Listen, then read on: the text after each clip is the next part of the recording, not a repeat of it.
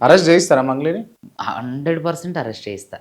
But నేను రీసెంట్‌గా మిమ్మల్ని చూసింది. మీరు పోలీస్ స్టేషన్‌కి పోయినప్పుడు మీకు బ్రీత్ అనలైజర్ చేశారు. హ్మ్. మీరు నిజంగా తాగుతారా? ఇది కట్ చేయండి ఒకసారి. 10,00,00,000 అయితే అవును. మీ దగ్గర ఎవిడెన్స్ ఉంది. ఉన్నాయండి. పక్కా ఎవిడెన్స్ పక్కా ఉన్నది. ఆ ఎవిడెన్స్ బాధితుల తరపున. ఉన్నాయండి. ఒకవేళ ఫైట్ చేస్తే అది మాత్రం ఇప్పిస్తానని మీరు మాటిచ్చారు. అంతవరకు మాత్రం ఖచ్చితంగా నేను తీసుకొచ్చి మీకు ఇవ్వడానికి ప్రయత్నం చేస్తా. అవును. అనసూయ అంటే క్రష్ అటగా మీకు. అనసూయ కాదండి, శ్రీముఖి. దాదాపు అంటే ఈ టోటల్ స్కామ్‌లో ఎన్ని కోట్ల రూపాయలు కూడబెట్టుంటారు? ఫ్యూజులు ఎగిరిపోయినాయి. మంగ్లీ కూడా మిమ్మల్ని బెదిరించింది అని మంగ్లీ గారు డైరెక్ట్‌గా సెంట్రల్ మినిస్టర్ పేరు చెప్పి. ఎవరైనా పేరు చెప్తారా? అంటే ఆమె మీతోటి ఫోన్‌లో ఏం మాట్లాడిందో పేరు చెప్తారు. నీ సంగతి ఏంటో చూస్తా, నువ్వు నన్ను టచ్ చేస్తే నువ్వు వాళ్ళని టచ్ చేసినట్టే మాట్లాడింది. లైఫ్ థ్రెటనింగ్ ఉందా మీకు? ఉందనే చెప్తున్నా. నాకేదన్నా అయితే మంగ్లీ అండుకో మళ్ళీ ప్రత్యక్షంగా పంజాగుట్ట సీఐ రామకృష్ణ వల్లే నాకు తెలుసు. ఎందుకంటే అతని మీద నేను ఎగెన్స్ట్‌గా ఆర్డర్‌లు పట్టుకొచ్చా. 29వ తారీఖు కూడా అతను పర్సనల్‌గా కోర్టుకు రావాలి. ఒకవేళ నాకు ఏదైనా జరిగిందంటే వీళ్ళే కారణం. చిన్న పిల్లోడండి నా తమ్ముడు అని అన్నది. ఆ యొక్క నోట్లు లెక్క పెట్టే ఫేస్ అంటే ఇది అన్నది కదా. కోట్లు దొంగతనం చేసిన ఫేస్ అది. ఆ యొక్క నోట్లు లెక్క పెట్టే ఫేస్ అంటే ఇది అన్నది కదా. నాకు 1 డే టైం పట్టింది. మంగ్లీ అర్ధగంటలో పోయి కలిసేసి వచ్చింది. నేను డీజీపీని కలవాలంటే నాకు 1 డే టైం 3 రోజులు. 3 రోజులు పట్టిందా? 3 రోజులు పట్టింది. ఆమె గంటన్నరలో పోయి కలిసేసి వచ్చింది. అవును. ఎక్కడిది ఇన్ఫ్లుయెన్స్ ఎక్కడిది? ఖరీదైన మద్యం తాగించిండు, ఖరీదైన భోజనం పెట్టించిండు, టిప్ 10,000 ఇచ్చేవాడట వీళ్ళు నమ్మడం కోసం. నిందితురాలను కలుసుకుంటారు. అంటే ఎంత మోసం చేసిరు వీళ్ళు? వీళ్ళు బ్లాక్ అండ్ వైట్ కలిపి మొత్తం బ్లాక్ అండ్ వైట్ కలిపి 1000 కోట్లు పైనే. ఇంతకీ ఎవడు ఈ మద్దు ఏం చేసినంటే 10th ఫెయిల్. మోసాలే చేయలేదు. వీళ్ళు మోసం చేస్తే మరి పైకి వచ్చారు. అసలు ఆడు అరెస్ట్ అవటమే మంగ్లీ స్కెచ్లో ఒక భాగం. ఇంతకుముందు ఈ ఇష్యూ రానప్పుడు ఎందుకు అరెస్ట్ కాలేదు?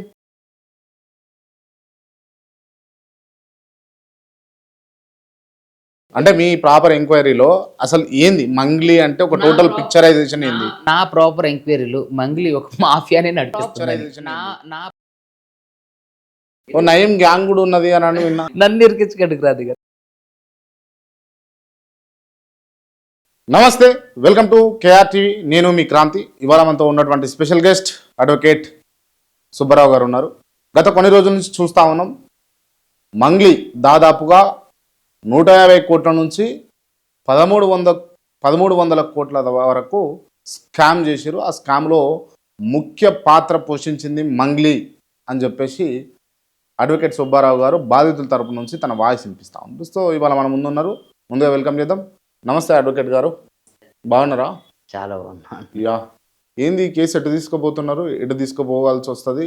ఎంతవరకు పొడిగించవలసి వస్తుంది? అయితే ఎంతవరకు పొడిగించవలసి వస్తుంది అనేది డిపెండెడ్ ఆన్ కోర్ట్. ఓకే, దాని గురించి మనం చెప్పేది ఏం లేదు. సో నేనైతే ఆఖరి వరకు కూడా దీంట్లో ఏదైతే నీతి న్యాయం ఉందో, ఎవరైతే నిజమైన బాధితులు ఉన్నారో, ఎవరైతే నిజంగా వాళ్ళు డబ్బులు కోల్పోయిన వాళ్ళు ఉన్నారు, అది విత్ ప్రూఫ్గా మేము క్యాష్ ఇచ్చామంటే ఫస్ట్ నేను యాక్సెప్ట్ చేయను. నా దగ్గరకు వచ్చిన క్లయింట్లతో కూడా నేను మొట్టమొదటిగా చెప్పింది ఒకటే, మీ దగ్గర ఆధారాలు ఉన్న వరకే నేను కలెక్ట్ చేయగలను.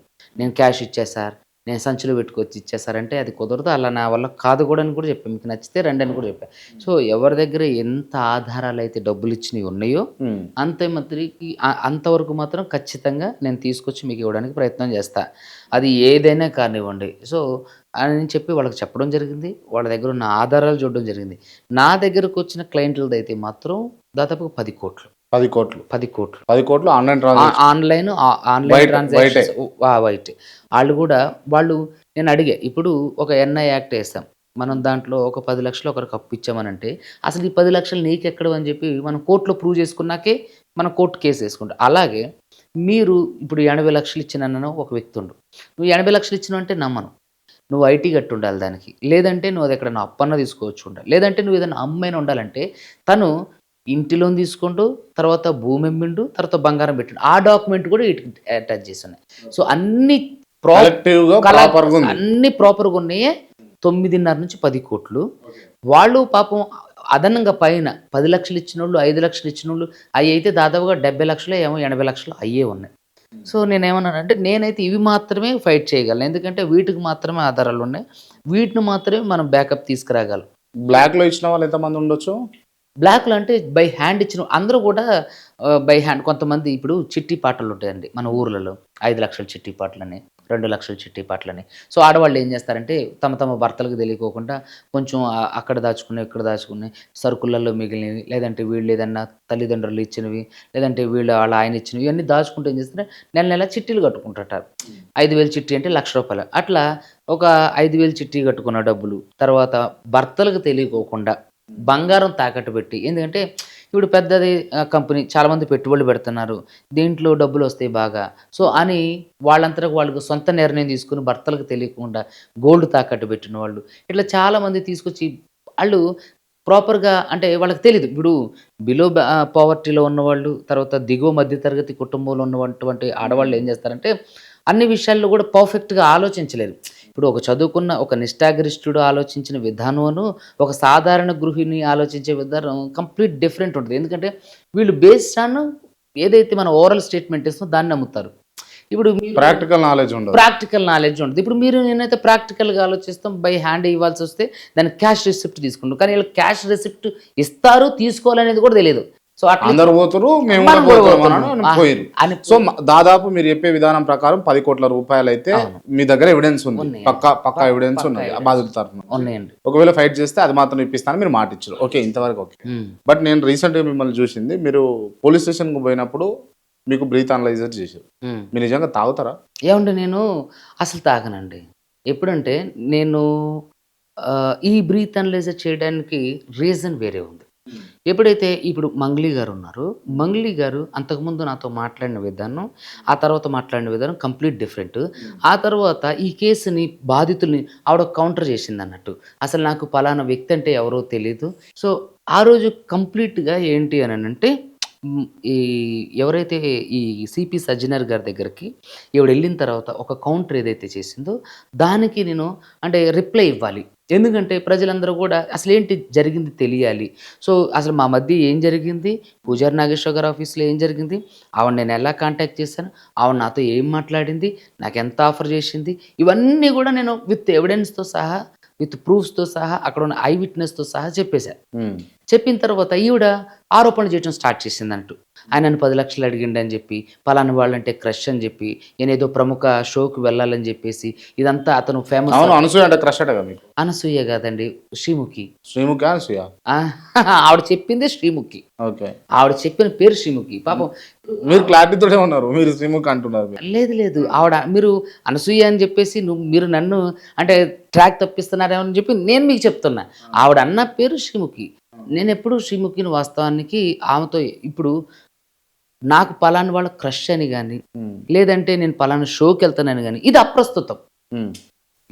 అంటే మీకుందా? ఏమండి నేను ఇప్పుడు శ్రీముఖి అంటే క్రష్ అనేది నాకు నేషనల్ రష్మికాంత్ కూడా క్రష్ అనేది ఏమన్నా భూత పదమా, లేకపోతే అది ఏమన్నా చెడు పదమా, లేదా దానివల్ల ఏదైనా సమాజంలో ఇంపాక్ట్ క్రియేట్ చేసేదా? Crush it's normal just thing. అది ఒక అబ్బాయిగా పుట్టినప్పుడు మనం ఒకళ్ళు చూస్తే కొంత ఆకర్షణకు లోనవుతాం. సో, ఖచ్చితంగా ఇప్పుడు ఆమె ఉండే చలాకీతనానికి కానీ, లేదంటే ఆవిడ ఉండే ఆ యాంకరింగ్ కానీ ఇట్ వాజ్ నాకు అది బాగా నచ్చుతుంది అన్నట్టు, ఆ అల్లరితనం అలా. సో, నేను అలా చెప్పిన దానికను ఈ కేసుకి ఏంటి సంబంధం? మంగ్లీ గారు ఏంటంటే ప్రధాన ఎవరు చెప్పారు మీరు అసలు? ఎవరికి చెప్పలేదు. నేను వేరే ఎప్పుడో నేను ఒక ఏదైతే చెప్పే కదండి, అంతకుముందు నేను బిగ్ బాస్కి సెలెక్ట్ అయినప్పుడు నన్ను ఇంటర్వ్యూ చేసినప్పుడు వాళ్ళు ఏం చేశారంటే ముందుగా బిగ్ బాస్కి వెళ్ళిన తర్వాత రిలీజ్ చేసుకోవడానికి ఒక ఇంటర్వ్యూ ప్లాన్ చేశారు ఒక మీడియా వాళ్ళు. సో, దాంట్లో ఏం చేశారంటే అడిగారు అన్నట్టు. సో, నేను వాస్తవానికి నేను ఎప్పుడు కూడా తెరిచిన పుస్తకం. నేను మోస్ట్ ప్రాబబ్లీ 100కి 200% ఇక అంత ఓపెన్ అప్. నా జీవితం ఏంటి, నేను ఎలాంటి వాడిని ఉస్మానియా యూనివర్సిటీలో చదువుకున్న నా స్నేహితుల దగ్గర నుంచి తెలుసు. అడ్వకేట్ సుబ్బు ఈరోజు వచ్చి సడన్గా ఏదో వచ్చి మాట్లాడే వ్యక్తి కాదు. అడ్వకేట్ సుబ్బు 9 సంవత్సరాల నుంచి బాధితుల కోసం పోరాడుతున్నటువంటి వ్యక్తి. ఇప్పటికీ కూడా స్టిల్ నేను ఉంటున్నటువంటి ఇల్లు ఏదైతే ఉందో అది నా రెక్కల కష్టార్జితంతో కొనుక్కున్నా. ఇప్పటి వరకు కూడా నాతో పాటు చేసేవాడు నా స్నేహితులకి పెద్ద పెద్ద కార్లు, బంగ్లాలు, ఇల్లు కొనుక్కున్నాను. కానీ నేను ఎప్పుడు కూడా ఇక్కడ ఏంటంటే నేను ఏదైతే కేసు తీసుకున్నానో దానికి స్టిక్ అయి ఉంటా. ఆ కేసు తీసుకోవడానికంటే ముందే అసలు అది నిజమా అబద్ధం అలా. సో, అలా స్టిక్ అయి ఉండి తీసుకునే కేసులే. ఆ దాంట్లో క్రమంగానే నేను వీళ్ళ దగ్గర ఈ కేసు కూడా తీసుకోవడం జరిగింది. బాధితులు మీ దగ్గరకు వచ్చారా, లేకపోతే బాధితుల దగ్గర మీరు పోయిరా? బాధితులే మన దగ్గరకు వస్తారు. ఇప్పుడు బాధితులు ఎవరని నాకు ఎలా తెలుసు అండి? అసలు ఈ స్కామ్ గురించే నాకు తెలీదు. ఫిబ్రవరి ఏదైతే మిడిల్ ఆఫ్ ద మంత్ ఉందో అప్పటి వరకు నాకు ఈ కేసు గురించే తెలీదు. ఈ కేసు ఎక్కడ ఆద్యం పడిందంటే తిరుమలేష్ అని చెప్పి నా స్నేహితుడు ఉస్మానియా యూనివర్సిటీలో నాతో పాటు చదువుకున్న వ్యక్తి. సో అతను ఏంటంటే ఒక ప్రధాన పార్టీ నుంచి సొంత వాళ్ళ అత్తగారు ఎమ్మెల్యేగా పోటీ చేసి ఓడిపోయారు అన్నట్టు. వాళ్ళకి ఆ గద్వాల ఏరియాలో మంచి పలుకుబడి ఉంది. సో ఈ బాధితులు కొంతమంది గద్వాల వాళ్ళు ఉన్నారు. సో ఇక్కడ ఇప్పుడు ఆ గద్వాల వాళ్ళు కూడా ఆ పార్టీకి సంబంధించిన వ్యక్తులు ఉన్నారు. సో తిరుమలేష్ అన్న దగ్గరికి వెళ్తే మనకి ఏదో ఒకటి దొరుకుతుంది అంటే అంతకుముందే పోలీస్ స్టేషన్కి వెళ్ళి కేసు పెడితే ఇది సివిల్ నేచర్ ఉన్న కేసు, దీన్ని ఇది ఇక్కడ పరిష్కరించబడదు, ఇది ఇక్కడ మేము చేయడానికి మాకు అధికారం లేదు, ఇది మీరు త్రూ లాయర్ ద్వారా కోర్టులో వేసుకోవాలి అని అంటే అప్పుడు వీళ్ళు తిరుమలేష్ అన్న దగ్గరికి వెళ్దాం అని చెప్పేసి అన్న. అయితే గద్వాలలో నాకు మంచి గ్రిప్ ఉంది అన్నట్టు. సో గతంలో నేను అక్కడ పనిచేసా, చాలా మంది ఉన్నారు. ఇంకోటి ఏంటంటే పటేల్ సేష్ రెడ్డి అంటే నా స్నేహితుడు. సో అక్కడ మంచి అడ్వకేట్గా పేరుంది.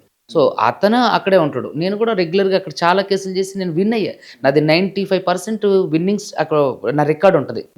సో అక్కడ ఉన్నారు కదా. సో వీళ్ళు ఏం చేశారంటే గద్వాల తిరుమల, సో తిరుమల ద్వారా నా దగ్గరకు వచ్చారు.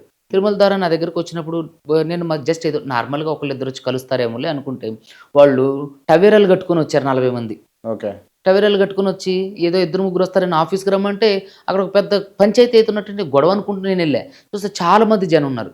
మా జూనియర్ వచ్చిండు, ఆఫీస్ ఓపెన్ చేసిండు, కూర్చొని ఏంటి వీళ్ళందరూ అంటే ఎవరు బాధితులు, ఎవరు వీళ్ళందరూ ఎవరు అంటే వీళ్ళందరూ బాధితులు. ఇదేంటి ఎంతమంది బాధితులు ఏంటి తిరుమల అంటే, అవును సుబ్బు వీళ్ళందరూ మోసపోయిన వాళ్ళే అని అన్న. మోసపోయిన అంటే ఎట్ట మోసపోయిన అని చెప్పి ఒక్కొక్కళ్ళు వాళ్ళకి అర్థమైపోయింది, ఫ్యూజులు ఎగిరిపోయినాయి అసలు నిజంగా. దాదాపు అంటే ఈ టోటల్ స్కామ్ లో ఎన్ని కోట్ల రూపాయలు కూడబెట్టుంటారు? అయితే ఎన్ని కోట్ల రూపాయలు కూడబెట్టింది అన్నదానికి నా దగ్గర ప్రాథమిక విచారణలో నాకు తెలిసినటువంటి రౌండ్ ఫిగర్ ఏదని, ఇప్పుడు నేను వాదించేది ఇప్పుడు ఏదైతే ఈ 11 మంది మెయిన్ వాళ్ళు ఉన్నారో వాళ్ళ వెనక ఉన్నటువంటి 70-80 మంది వరకు వాదిస్తున్నాం. నేను ఈ కేసులో ఇన్వాల్వ్ అయిన తర్వాత ఈ కేసు పూర్వపరాలన్నీ కూడా దాదాపు 1 నెల రోజులు నేను స్టడీ చేశాను. ఊరికి మనం ఏది మాట్లాడకూడదు, ఎందుకంటే పబ్లిక్ డొమైన్లో మనం మాట్లాడింది ఆన్ రికార్డ్ ఉంటుంది.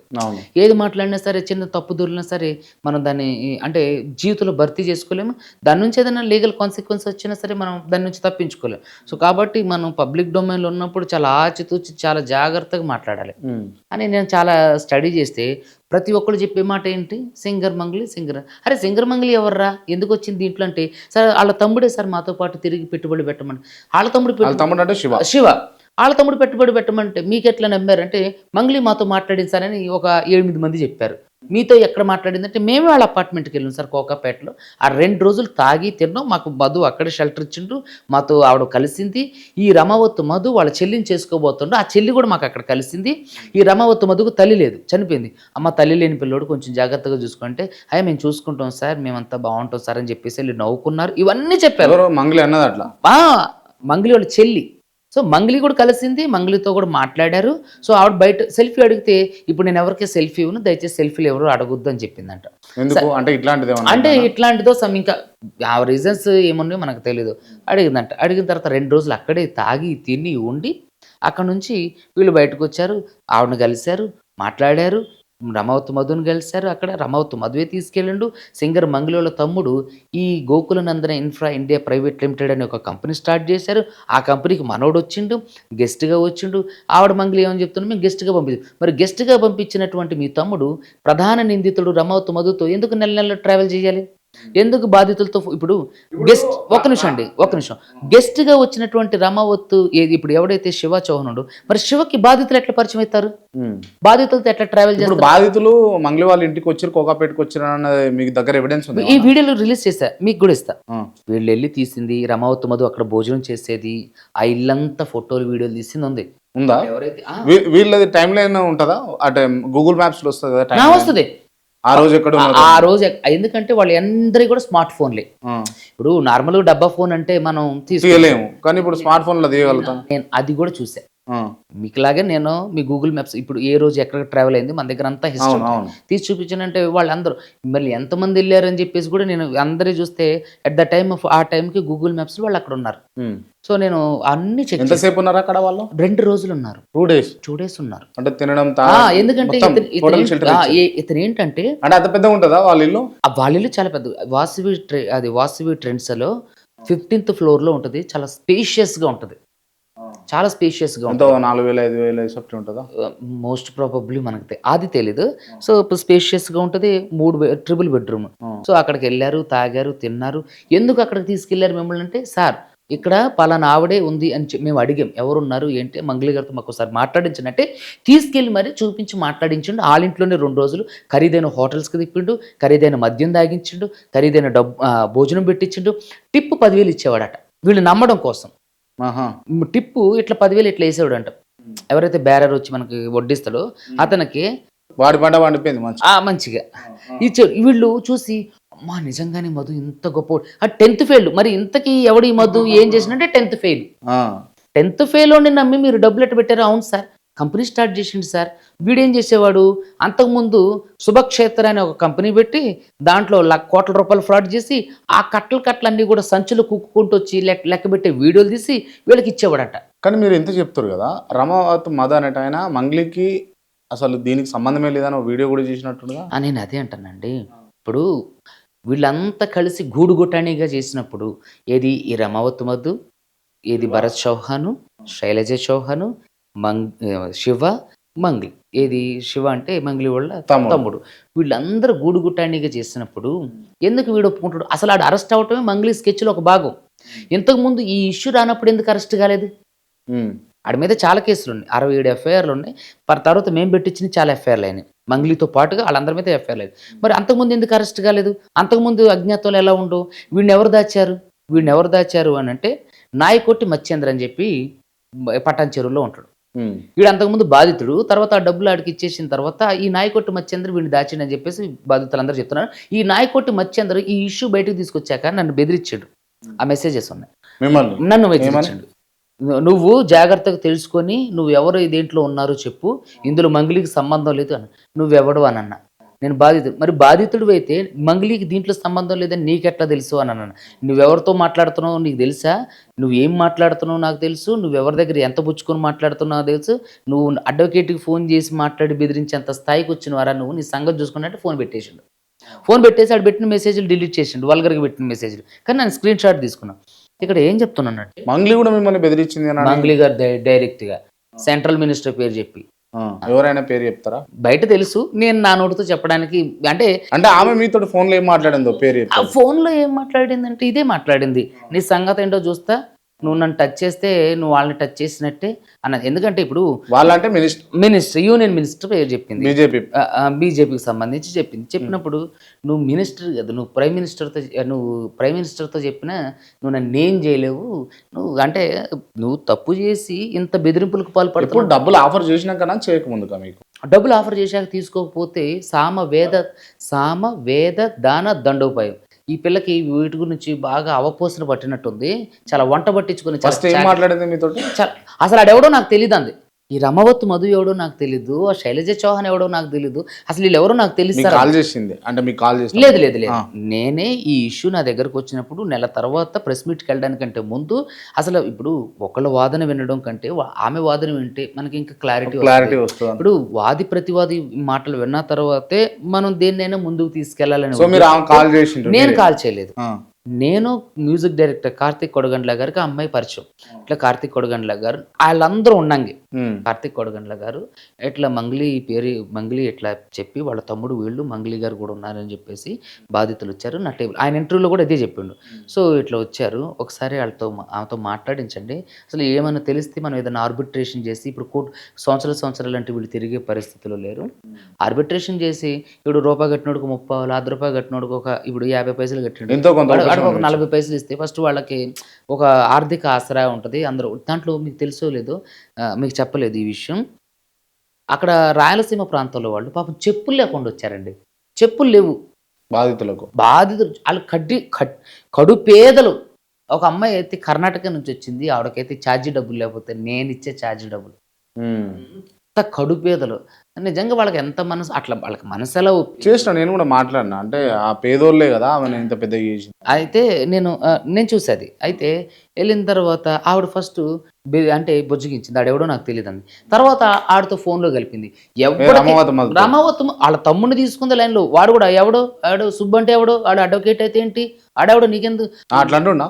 చిన్న పిల్లోడు అండి నా తమ్ముడు అని అన్నది నోట్లు లెక్క పెట్టే ఫేస్ అంటే ఇది అన్నది కదా, కోట్లు దొంగతనం చేసిన ఫేస్ అది. కోట్లు కొల్లగొట్టి సామాన్య ప్రజానీకా నుంచి కోట్లు తెలివి ఎక్కడిది వీళ్ళకు? ఏమండి మనం ఎక్కడ ఉంటున్నామండి, జంజీలో ఉన్నామండి. ఇప్పుడు 21వ శతాబ్దం లేదు, ఇప్పుడు ఇప్పటికీ కూడా 10,000 కోసము మీరు అంటారు కదా, ఛార్జీలు లేక డబ్బులు పెట్టుకున్నటువంటి స్థితిలో ప్రజలు ఉన్నారు. 10,000 వస్తే చాలు నెలసరికి అని డిగ్రీలు పీజీలు చేసిన వాళ్ళు ఆలోచించే స్థితిలో ఉన్నాము. 1,000 కోట్లు 100 కోట్లు ఎట్లా సంపాదించగలరు? ఎలా? అదేనండి మోసం. ఇప్పుడు నేనేమంటానంటే, మీరు చిన్నప్పటి నుంచి ఒక నానుడు అంటారు, అరే కష్టపడితే ఖచ్చితంగా పైకి వస్తారా, కష్టపడితే ఖచ్చితంగా పైకి వస్తారా అని అంటుంటారు.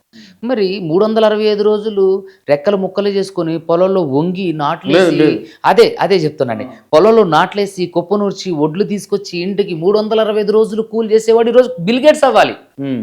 ఆ లెక్క ప్రకారం అరే కష్టపడినోడు ఖచ్చితంగా పైకి వస్తారా అన్నోడు వీడు రెక్కల ముక్కలు చేసుకుని వాడు రక్త మాంసాలన్నింటినీ కూడా ఎండకి చెమటోర్చి మరి పెట్టి ఒక పంటను తీసినటువంటి వ్యక్తి ఈరోజు బిల్ గేట్స్ అవ్వాలి. మరి ఆడు ఎప్పటికి 365 రోజులు కూలి చేసేవాడు ఆడు జీవితకాలం అంతా కూడా డొక్కలు ఎండిపోయేదాకా కూలి చేస్తూనే ఉండవు. మరి ఎవడు బాగుపడుతుండో? ఎవడో బిజినెస్ చేసేవాడు. బిజినెస్ ఎట్లా చేస్తుండో? బిజినెస్ చేసేవాడికి ఒక ప్రాథమిక మూలధనం ఎక్కడి నుంచి వస్తుంది? ఆర్థిక దోపిడీ. ఇప్పుడు ఒకడు బిజినెస్ చేయాలంటే 1 కోటి రూపాయలు కావాలండి. మరి ఒకడు బిజినెస్ పేరు మీద మోసం చేయాలంటే ఆడికి 1 కోటి రూపాయలు అవసరంలా.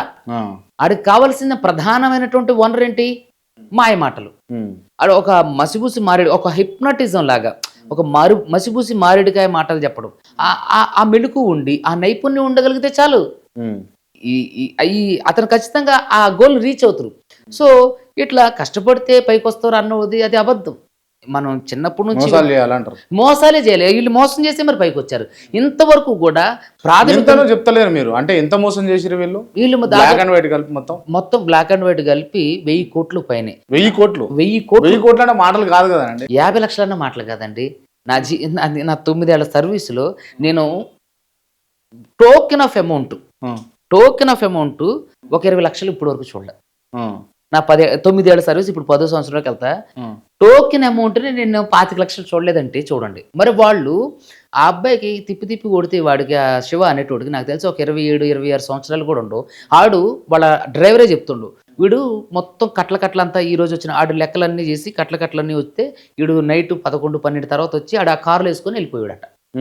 అంటే చూడండి, ఇక్కడ నేనేమంటానంటే వీళ్ళు మోసమే ప్రధాన లక్ష్యంగా చేసుకున్నారు. కాబట్టి మీరు చూస్తే గతంలో కూడా ఎంతోమంది గాన గంధర్వులు ఉన్నారు, ఎంతోమంది హై పాపులేటెడ్ సింగర్స్ ఉన్నారు, ఎంతో రెప్యుటేషన్ ఉన్నటువంటి హైలీ క్వాలిఫైడ్ మ్యూజిక్ నేర్చుకొని కర్ణాటక సంగీతం కానివ్వండి, లలిత సంగీతం కానివ్వండి, ఏదైతే రాగ సాధనాలు అంటే ఇన్స్ట్రుమెంటల్ ప్లేతో ఏదైతే నేర్చుకున్న వాళ్ళు మహా గనులు ఉన్నారు.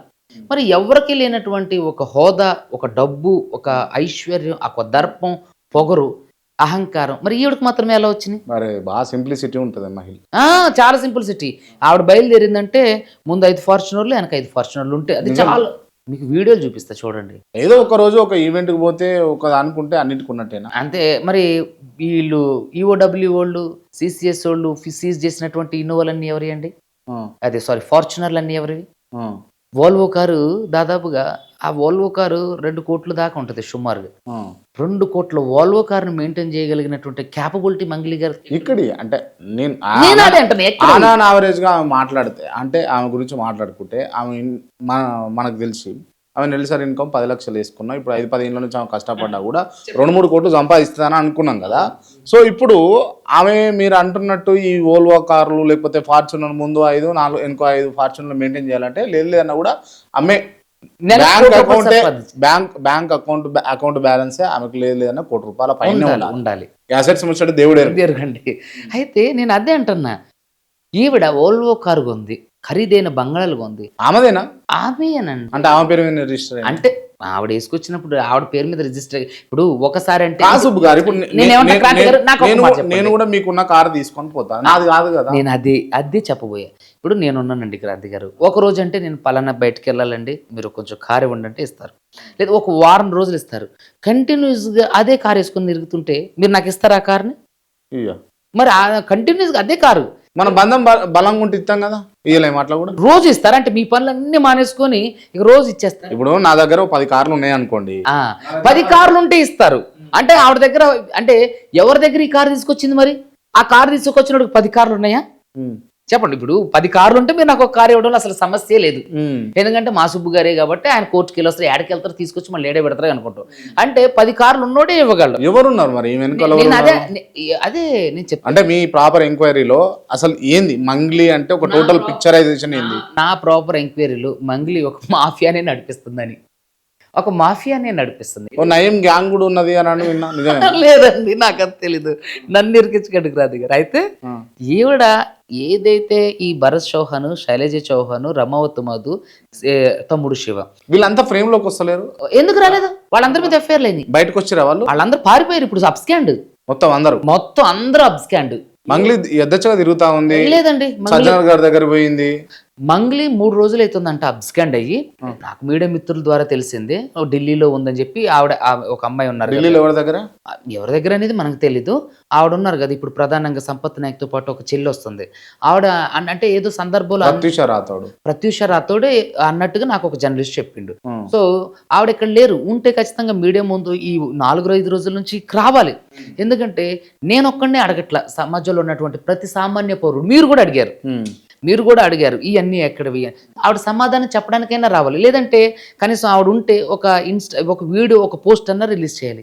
అసలు ఎందుకని అవి కర్ణాటక ఏదో నడుస్తుంది అని, అది రీసెంట్ కదా? తెలీదండి, అయితే కాదు, అయితే అయ్యి ఉండదు. నేను ఏమంటానంటే ఆవిడ ఎక్కడ లేరు. ఇంకోటి ఏంటంటే అరెస్ట్ చేయిస్తారా మంగ్లీని? 100% అరెస్ట్ చేయిస్తా. అరెస్ట్ చేయించి నేను ఆవిడని అడిగే క్వశ్చన్స్, ఫస్ట్ కేసుని తేల్చడానికంటే ముందు నేను అడిగే క్వశ్చన్స్ 3 ఉన్నాయి. నేను నిన్ను 10 లక్షలు ఎక్కడ అడిగా, ఎవరి ముందు అడిగా, నేను నిన్ను 10 లక్షలు ఫోన్లో అడిగానా, మనుషుల మధ్య అడిగాను. ఫోన్లో అడిగితే ఏ ఫోన్లో అడిగా, ఎప్పుడు అడిగా, నువ్వు మనుషుల ముందు అడిగితే ఎవరి ముందు అడిగా, అప్పుడు ఎవరు ఉన్నారు. ఆవిడ నేను కలిసింది ఒకేసారి, అది కూడా ఆవిడ ఆర్బిట్రేషన్ పిలిపించినప్పుడు. ఆర్బిట్రేషన్లో ఉన్నటువంటి ఒక ప్రముఖ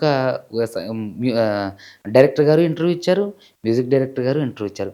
ఎక్కడ కూడా నేను అడిగినట్టు ఎవరు చెప్పలేదు. వాళ్ళే ఆమె తిట్టారు, నీ తప్పు ఉంది, నువ్వు నీ తప్పు లేదు అని అంటున్నావు. సరే లేదు, లేనప్పుడు నీ పేరు చెప్పి బిజినెస్ పేరు చేసేసినటువంటి నీ తమ్ముడితో సహా వాళ్ళ మీద కేసు పెట్టాను అన్నారు. పాపం ఆర్బిట్రేషన్ చేసేటప్పుడు అన్నారు, నాకు సంబంధం లేనప్పుడు నేను ఎలా చేయను అన్నా, నేను ఎలా చేయను సార్, నేను ఎలా అని అంటుంది. మరి నీకు ఏ సంబంధం లేనోడుతో నువ్వు ఎలాగ వాళ్ళ ఇంటికి ఎందుకు వెళ్ళను? నేను అన్ని ఆ వీడియో ఫోటోలు కూడా రిలీజ్ చేశాను. వాళ్ళ తమ్ముడు ఈ ప్రధాన నిందితుడు రమావత్ మధుతో ఉన్న వీడియోలు రిలీజ్ చేశా. మంగ్లీ వాళ్ళ ఇంటికి వెళ్ళినవి రిలీజ్ చేశా. మంగ్లీ వాళ్ళ ఇంటికి ఈ బాధితులు వెళ్ళిన వీడియోలు రిలీజ్ చేశా. మంగ్లీ టీంలో ఈ రమావత్ మధు బ్యాండ్లు, ఎస్పెషల్లీ బ్యాండ్లో ఉండి ఉన్న వీడియో రిలీజ్ చేశాం. తర్వాత నాకు మంగ్లీ బర్త్డే పార్టీలో రమావత్ మధు కూడా అందులో ఫ్రేమ్లో నించుని ఉండు. తర్వాత కూర్చొని ఉన్న ఫోటోలు రిలీజ్ చేశా.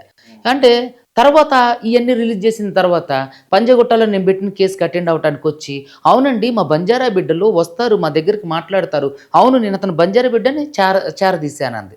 అసలు ఫస్ట్ ఆడెవడో నాకు తెలియదు అంది అని ఆడు పర్సనల్ నెంబర్కి ఎవరు బాధితులు ఎవరు చేసినా సరే వాడు నెంబర్ కలవట్లే, కానీ ఆడు పర్సనల్ నెంబర్ మంగ్లీ దగ్గర.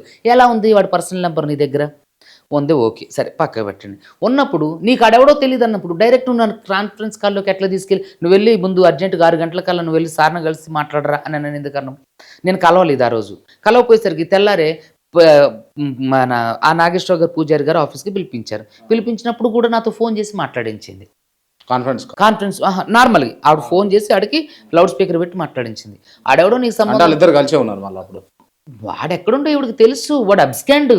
వాడు ఆల్రెడీ ఈ కొండమల్లేపల్లి అది దేవరకొండ పిఎస్లో అయినటువంటి స్కామ్కు సంబంధించి వాడు అరెస్ట్ అయ్యిండు, హైకోర్టు నుంచి బెయిల్ తెచ్చుకుంటూ వాళ్ళు ఇంకొకళ్ళు అరెస్ట్ చేసేటప్పుడు వీడు తప్పించుకొని తిరుగుతుండ పారిపోయి. నేను ఈ ఇష్యూ జరిగేటప్పుడే మార్చిలోనే ఫిబ్రవరిలోనే వాడి మీద కర్నూలులో ఎఫ్ఐఆర్ చేపించి వాడిని లాక్కొచ్చి అక్కడ కూర్చోబెట్టిస్తే వాడు వాళ్ళందరికీ మీకు ఎంత ఇవ్వాలని చెప్పి రాసుకునే వీడియోలు కూడా నేను రిలీజ్ చేశాను. మేము ఎప్పుడు ఇస్తాం ఏంటని ఇప్పుడు ఎవరైతే పాపం నిందారోపణ పొందుతున్న హేమాకాంత్ రెడ్డి ఉండో అతను కూడా అందరూ ఉండవు, నువ్వు నాకు ఎప్పుడు ఇస్తావు, నా డబ్బులు నాకు ఎప్పుడు ఇస్తావు అని చెప్పేసి. ఇక్కడ ఏంటంటే కేసును డైవర్ట్ చేయడానికి మళ్ళీ హేమాకాంత్ రెడ్డిని ఇందులోకి యాడ్ చేశారు. సో నేను కర్నూలులో కూడా ఆడి మీద ఎఫ్ఐఆర్ చేయించినప్పుడు వాడు వెళ్ళిండు ఆ సిఐ ఫోన్ నంబర్ సిఐ పిలిపించి మాట్లాడిండు, లౌడ్ స్పీకర్ పెట్టి కూడా మాట్లాడిండు. నేను కూడా మాట్లాడా, అరే మంది సొమ్ము వేసుకుని నువ్వు ఎన్ని రోజులు బ్రతుకుతురా, వాళ్ళందరూ చచ్చిపోయే పరిస్థితిలో ఉన్నారు, ఇచ్చారంటే ఇచ్చేస్తా సార్ అని మాట్లాడిండు. వాడిని అక్కడ కూర్చోబెట్టి పోలీసుల సమక్షంలో దాదాపుగా అర్ధరాత్రి వరకు కూర్చోబెట్టి కాగితాలన్నీ రాపిచ్చి, తర్వాత ప్రామిసరీ నోట్లు అన్నీ రాపిచ్చి, మీకు పలానా ఇప్పుడు ఆడు కర్నూలులో ఒక 5 కోట్లన్నర పెట్టి సిమెంట్ ఫ్యాక్టరీలో పెట్టిండు. ఆ పేపర్లో కూడా రిలీజ్ చేశా, ఏది అగ్రిమెంట్ పేపర్. నేనన్నా అవి బ్రేక్ చేసి, నేను కొనలేదని బ్రేక్ చేసి ఆ డబ్బులు తీసుకొచ్చి వాళ్ళకి ఇచ్చండి. అసలు వీళ్ళ పర్పస్ ఏంది అంటే వీళ్ళు కంపెనీ పెడదాం అనుకురా? కంపెనీ పెడదాం అనుకోలేదండి, ఒక బోగస్ కంపెనీ పెట్టారు. దాని మీద సూట్ కేస్ కంపెనీ ఎగ్జాక్ట్లీ. నిజంగా శ్రవణానందంగా ఉంది ఆ మాట. సూట్ కేస్ కంపెనీ ఏం లేదు. ఇప్పుడు మీరు చూసుకున్నట్లయితే ఒక యూనివర్సిటీ పెడతారు, అసలు అక్కడ యూనివర్సిటీ ఉండదు. యూనివర్సిటీ పేరు మీద అడ్మిషన్స్ వస్తే డబ్బులు వస్తాయి. అలాగే ఇప్పుడు ఒక బోగస్ కంపెనీ పెట్టి దాని మీద అకౌంట్ తీసి దాంట్లో డబ్బులు పైసలు వేయించుకున్నాడు.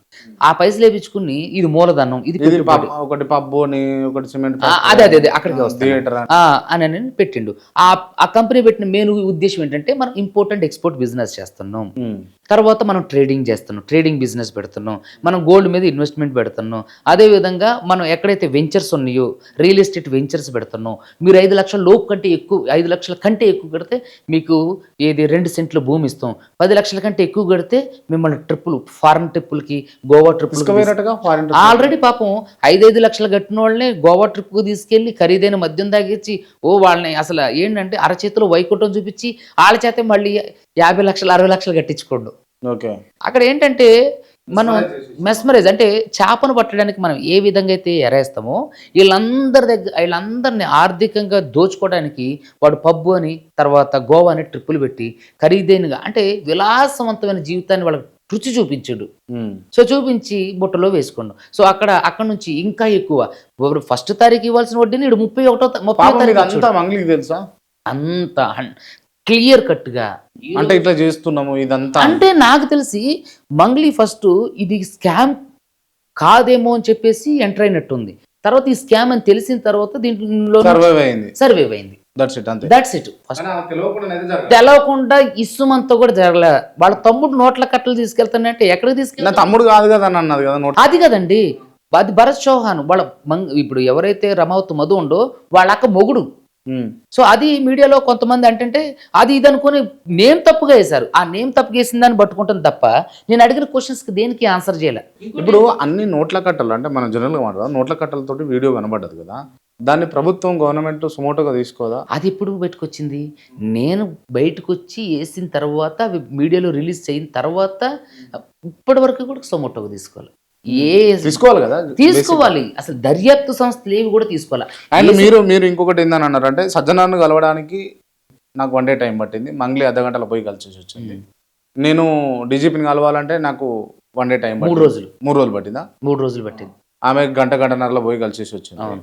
ఎక్కడిది ఇన్ఫ్లుయెన్స్ ఎక్కడిది? అదేంటన్నా ఇప్పుడు నేను డీజీపీ గారి ఆఫీస్కి వెళ్ళి మహాప్రభు నన్ను వెళ్ళి చికా చేస్తున్నారు, నాకు పెద్ద పెద్ద వ్యక్తుల నుంచి ఫోన్లు చేస్తున్నారు, నాకు రక్షణ కల్పించండి, నాకు ఆల్రెడీ బ్రీత్ అనలైజర్ టెస్ట్ పెడితే అతని మీద కేసు వేసా, అతనికి ఎగిన్స్ట్ కోర్టు తీర్పు వచ్చింది, తర్వాత రక్షణ కల్పించమని కూడా అన్నా అని చెప్పేసి మిమ్మల్ని కలవడానికి వచ్చా. నాకు ఒక 2 కానిస్టేబుల్ని ఉండి ఏఆర్ కానిస్టేబుల్ని చూసైనా భయపడతారు. ఎందుకంటే అంతకుముందు ఒక ప్రధాన ఛానల్ ఇంటర్వ్యూకి వెళ్తే మా వెనకాలే పడి ఒక 8 మంది వస్తే వాళ్ళని అదే ప్రధాన మీడియా పెట్టుకుంటే వాళ్ళు పారిపోయారు. ఆ ఫోటోలు కూడా ఉన్నాయి. తర్వాత మంగ్లీ అనుచరులు నాకు ఫోన్ చేసి బెదిరించిన వీడియోలు కూడా నేను ఒక స్టూడియో ఎట్లే మీకులాగే ఒక స్టూడియోలో మాట్లాడుతుంటే ఒకడు ఫోన్ చేసి బెదిరిస్తుంటే అక్కడ ఉన్నటువంటి ఆ జర్నలిస్ట్ గారితో వీడియో తీపించుకుని పెట్టుకున్నా.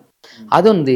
తర్వాత నాకు బహిరంగంగా ఎవరైతే ఈ సోకాళ్ళు మేకప్ వేసుకొని వచ్చి మంగ్లీ తరపున మాట్లాడినటువంటి ఎవరైతే కొత్త బిచ్చగాళ్ళు ఉన్నారో వాళ్ళందరూ కూడా నన్ను ప్రత్యక్షంగా మీడియా ముఖంగా బెదిరించారు. వీటన్నిటిని ఒక పెన్ డ్రైవ్లో వేసుకొని తీసుకొని వెళ్ళి నాకు రక్షణ కల్పించండి అయ్యా, నన్ను బ్రతికించండి అని చెప్పడానికి నాకు 3 రోజులు టైం పెట్టింది. 3 రోజులు కూడా సీసీ గారి దగ్గరికి వెళ్ళగలిగా. కానీ ఆమె నేను అడిగేది ఏంటంటే ఆమెకు అంత ఈజీ యాక్సెస్ ఎట్లా వచ్చింది? అంతే. ఇప్పుడు ఎట్లా నేను అదే అంటున్నా కదండి, ఆవిడ ఆ స్థాయి నెట్వర్క్ నడిపించగలిగింది అంటే అంత నెట్వర్క్ ఆమె బిల్డ్ చేసి 100%. లేదంటే అసలు ఒక సిపి సజ్జనర్ గారు ప్రధాన ఆరోపణలు ఎదుర్కొంటున్నటువంటి ఒక అంటే నిందితురాలు, ఎందుకంటే ఆవిడ మీద ఎఫ్ఐఆర్లు అవన్నీ ఉన్నాయి, నిందితురాలను కలుసుకుంటారు. ఇలా నవ్వుకుంటూ ఫోజ్ చేయటం ఎంత హాస్యాస్పదం, అది ఎంత జిగుప్సాకరం. అది నిజంగా ఆయనకి ఇచ్చిన తర్వాత పోలీసులు నాకు బ్రీత్ అనలైజ్ చేయటం అనేది ఎంత అవమానకరం. అసలు పోలీస్ వ్యవస్థ మీద అంతటి మీదుగా అది ఒక పెద్ద మాయను మచ్చ కదా. 33 ఏమి వచ్చినట్టు 33 37 మీకు 27 అండి. 27 20 నార్మల్ నార్మల్ నార్మల్ 33 35 ఎబో తాగితే ఆల్కహాల్ కన్జ్యూమ్ చేసినట్టు, 600కి 400కి అది ఎక్కువ హెవీగా తాగినట్టు. ఎక్కువ పోతే ఇంకోటి ఏంటంటే కాఫీ ఇచ్చారు, అది నాకు తెలియదండి, అది నాకు తెలీదు. అయితే ఫస్ట్ టేస్ట్ తెలుస్తుంది కదా తాగేటప్పుడు. ఆ రోజు ప్రధాన మీడియాలు అన్నింటిలోనే నేను మళ్ళీ మాట్లాడా. ఎక్కడన్నా సరే ఒకవేళ తాగి నేను వెళ్తే నేను తోలటము లేదా ఏదో ఒకటి అవుతుంది కదా. మరి నేను అంత నిక్కర్చుగా దాదాపుగా 3 గంటలు మీడియా వాళ్ళు అందరితో బయటలు ఇచ్చుకుంటూ మాట్లాడా, వాటర్ తాగి మాత్రమే. మన తాగినోడు అలా ఉండగలడా? ఏంటంటే ఎప్పుడైతే వాళ్ళ బాస్ దగ్గరికి వెళ్ళారో సీన్ అంతా రివర్స్ అయింది. అంతవరకు మంచిగా మాట్లాడినటువంటి సిఏ ఎవరైతే ఈ రామకృష్ణుడో వన్స్ ఒక్కసారి ఏయ్ ఇట్రా, నేను మనుషుల్ని ఎవరైతే బాధితులు గైడ్ చేసుకుంటూ లోపలికి బయటకు వెళ్తున్నాను, ఒక్కొక్కరిని చేరేస్తానంటే డోన్ నుంచి, కర్నూలు నుంచి, ఆదోని నుంచి, కరీంనగర్ నుంచి, వరంగల్ నుంచి అందరూ వస్తున్నారు. మరి ఎవరెవరికి తెలియదు కదండి. సో అందరు ప్రెస్ క్లబ్ దగ్గరికి తీసుకొచ్చి కొంతమందిని అక్కడ ఉంచి మిగతా వాళ్ళందరినీ కూడా ఇక్కడికి రండి అక్కడికి రండి అని లీడ్ చేస్తున్నా. అవసరం లేదు వాళ్ళని తీసుకొస్తా, నేను తీసుకొస్తా, అవసరం లేదు దా నువ్వు లోపలికి రా, బ్రీత్ అనలైజర్ అసలు హారబుల్. మీకు చెప్తుంటే ఇలా ఉంది కానీ నేను నిజంగా గుండె ధైర్యంగా దాన్ని ఎదుర్కోగలిగింది కాబట్టి ఇంకొక అడ్వకేట్ ఏదన్నా కొంచెం అతను భయవేస్తుడై ఉన్నట్టయితే ఈరోజు ఎంటైర్ తన లైఫ్ మొత్తం క్లోజ్ అయిపోయేది. ఇప్పుడు ఒకవేళ మీకు 40 50 లేకపోతే పాజిటివ్ వచ్చింది అనుకోండి తాగినట్టుగా, ఏంది పరిస్థితి మీకు? అప్పుడు ఏం చేయాలి? ఒకవేళ నిజంగా తాగినట్టు వస్తే అతను బ్రీత్ అనలైజ్ చేయడానికి అనర్హుడు. ఫస్ట్ అట్లా తాగి వస్తే 40 50 అట్లా 100 అట్లా వస్తే ఫస్ట్ అతన్ని ఫస్ట్ ఎయిడ్ చేయాలి. ఫస్ట్ ఎయిడ్ చేసిన తర్వాత దాని బ్లడ్ శాంపిల్స్ తీసుకొని తాగి వచ్చినట్టు అయితే అతను న్యూసెన్స్ చేస్తే తాగొచ్చినట్టయితే వెళ్ళినా సరే తను న్యూసెన్స్ చేస్తూ గొడవ పెట్టో కొట్లాట పెట్టుకుంటేనే కేసు పెట్టాలి, న్యూసెన్స్ కేసు పెట్టాలి. అంతే తప్ప నువ్వు ఎటు బ్రీత్ అనలైజర్ పెట్టి ఊదు అని చెప్పేసి చుట్టూ ఒక 30 మంది పోలీసులు పెట్టి, మఫ్టీలో ఉన్న పోలీసులు ఒక 10 మందిని పెట్టి దౌర్జన్యంగా టెర్రరైజ్డ్గా, నేను ఒక టెర్రరిస్ట్ లాగా లేదంటే ప్రెజరైజ్డ్గా నువ్వు చేస్తావు, నువ్వు డూ ఆర్ డై, నువ్వు చేస్తావు లేదా చేస్తావా అన్నట్టుగా నేను అప్పటికీ అన్నా. నేను ఎందుకు చేయాలి? నేను నార్మల్ వ్యక్తిని కాదు, నేను పోలీస్ స్టేషన్కి ఎలా రావాలో నాకు తెలీదా? నేను ఏమన్నా చదువుకొని దద్దమ్మనా? నేను అడ్వకేట్ని, యూనిఫామ్లో ఉన్నా. అసలు మీరు ఎలా ఉంటారు? నా ఫండమెంటల్ రైట్ మీకు ఎవరు ఇచ్చారు బ్రేక్ చేయడానికంటే? నువ్వు ఊతువా ఓదవా లేకపోతే ఎఫ్ఐఆర్ చేస్తారు. సో ఇక నేను ఎంతవరకు డిఫెన్స్ చేసుకోవాలి అంతవరకు డిఫెన్స్ చేసుకున్న తర్వాత ఇక ప్రూవ్ చేసుకోవాల్సిన పరిస్థితి వచ్చింది. ఇప్పుడు ఇతను మాట్లాడే మాటలు ఎలా ఉన్నాయంటే రాంగ్గా కన్వే చేస్తాడు. సో ఖచ్చితంగా మనం దీన్ని ప్రూవ్ చేసుకోవాల్సింది అని చెప్పి నేను ఊదటం అయింది. ఊదిన తర్వాత 27 వచ్చేసరికి కొడుకు మా ఆయత్తను చల్లబడి లోపలికి వెళ్తాడు. అప్పుడు అన్న ఇదంతా కేసుని నీరుగార్చే ప్రయత్నం మీడియా మిత్రులారా, ఇది కావాలని జరిగినటువంటి ఒక దుశ్చర్య. ఇది ఆయనతోనే మీడియాతో ఆయనతోనే సిఐతోనే అన్నాను, ఇది కావాలని మీరు తప్పుదోవ పట్టిస్తారంటే నీళ్ళు నవ్విలేండు. మరి అతను మీకు థ్రెటనింగ్ కాల్స్ వచ్చినాయి అంటే దీని తర్వాత వచ్చాయి, పెద్ద వాళ్ళు చేసిరని ముందు వచ్చినాయి. ఈ పంజాగుట్టాల ఇన్సిడెంట్ కంటే ముందు వచ్చినాయి.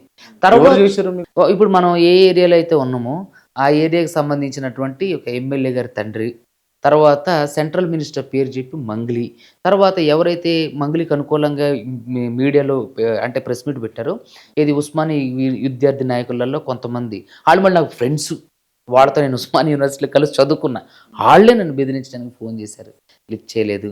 కొంతమంది చిల్లర్ గ్యాంగ్తో ఫోన్ చేయించింది, లిఫ్ట్ చేయలేదు. ఒకళ్ళు ఇద్దరు ముగ్గురు లైఫ్ ఉందనే చెప్తున్నా. నాకేదన్నా అయితే మంగ్లీ అండుకో మళ్ళీ ప్రత్యక్షంగా పంజాగుట్ట సిఐ రామకృష్ణ వల్లే నాకు థ్రెట్. ఎందుకంటే అతని మీద నేను అగెన్స్ట్గా ఆర్డర్లు పట్టుకొచ్చా. 29వ తారీఖు కూడా అతను పర్సనల్గా కోర్టుకు రావాలి. ఒకవేళ నాకు ఏదైనా జరిగిందంటే వీళ్ళే కారణం. ఎందుకంటే ఒకసారి మంగ్లీ నెంబర్ ఇస్తారా? మంగ్లీ నెంబర్ ఇవ్వమంటారా? మిమ్మల్ని మీకు బేరం కూడా ఆడింది అని అన్నారు. అవునండి. ఎంత ఆఫర్ చేసి? అది కోర్టులో చెప్తానండి, ఇక్కడ వద్దు. ఎందుకంటే దానికి సంబంధించిన కోర్టు విచారణలో ఉంది కాబట్టి ఈ విషయం కోర్టు ద్వారా చెప్పిన తర్వాత మీకు చెప్తా. ఫస్ట్ మీకే చెప్తా. ఎంత అన్నది నేను గెస్ చేయొచ్చా? అది మీ ఊహకే వదిలేస్తున్నా. ఒక 50 లక్షలు ఆఫర్ చేసిందా? ఇప్పుడు చాలా పెద్ద అమౌంట్ అండి. ఇది ఇంకా చాలా తక్కువ చెప్పారు. చాలా తక్కువ చెప్పారు, చాలా పెద్ద అమౌంట్. 10 కోట్లు? లేదు, తక్కువే. ఇది రాబట్టడానికి మాత్రం ప్రయత్నించకండి. పెద్ద అమౌంటే. ఓకే, ఈమె లిఫ్ట్ చేస్తలేదు. మళ్ళీ చేస్తే మాత్రం నేను డెఫినెట్గా అడుగుతా. సో ఏంది అని అంటే ఈ టోటల్ సెషన్లో అంటే మీకు అంటే 50 లక్షల నుంచి 10 కోట్ల బిట్వీన్ ఒక అమౌంట్ ఆఫర్ చేసింది అని అంటే దీంట్లో అయితే పాత్ర ఉన్నట్టు. ఒకవేళ మీరు ప్రూవ్ చేసుకోగలిగితే, ప్రూవ్ చేయడానికి నా దగ్గర ఆధారాలు కూడా ఉన్నాయి. మిమ్మల్ని అడిగినట్టు ఎవిడెన్స్ ఏముందా మీకు ఆఫర్ చేసినట్టు? నాకు తెలిసి పూజారి నాగేశ్వర గారి ఆఫీస్లో కెమెరాల్లో రికార్డ్ అయింది. తర్వాత ఎక్కడ కూడా నేను తీసుకొని అన్నట్టుగా ద్రోవపరచడానికి అడిగినట్టుగా ద్రోవపరచడానికి ఆధారాలు లేవు. ఇప్పుడు ఆవిడ నిజంగా నిజాయితీ పరురాలు అయితే పూజారి నాగేశ్వర గారి ఆఫీస్లో ఉన్న సీసీ కెమెరాలని ఏవి విధంగాను ట్యాప్ చేయకోకుండా డిలీట్ చేయకుండా అలాగే తీసుకొచ్చి ఇవ్వగలిగితే చాలు. చాలా విషయాలు బయటకు వస్తాయి. నేను చెప్పిన దానికంటే ఇంకెక్కువ విషయాలు బయటకు వస్తాయి. సో అలా చేస్తే ఇంకా మంచిది. అందులో ఎవరు భాగోత్వం, ఇప్పుడు అడ్వకేట్ సుబ్బు తప్పు చేసిండా, మంగ్లీ తప్పు చేసిండా, ఆ ఇంటర్వ్యూ అది చూసినా కూడా తెలుసు. మీకు ఈ స్కామ్లో ఏమైనా సంబంధం ఉండేనా మీకు? లేదండి. బయట కొంతమంది ఛానళ్ళలో వచ్చినాయి వార్తలు. లేదు, అంటే ఎవరన్నా ఒకళ్ళిద్దరు ఏదన్నా తప్పుగా రాస్తారేమో, కానీ తప్పుగా రాస్తే మాత్రం లీగల్ కాన్సిక్వెన్స్ కూడా ఎదుర్కొంటారు.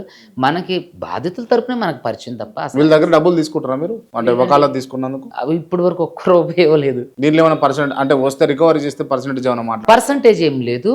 మీకు తోచినంత ఇవ్వమని చెప్పి కూడా నేను వాళ్ళకే ఇచ్చే, ఎందుకంటే ఇది వాళ్ళ రెక్కల కష్టార్జితం.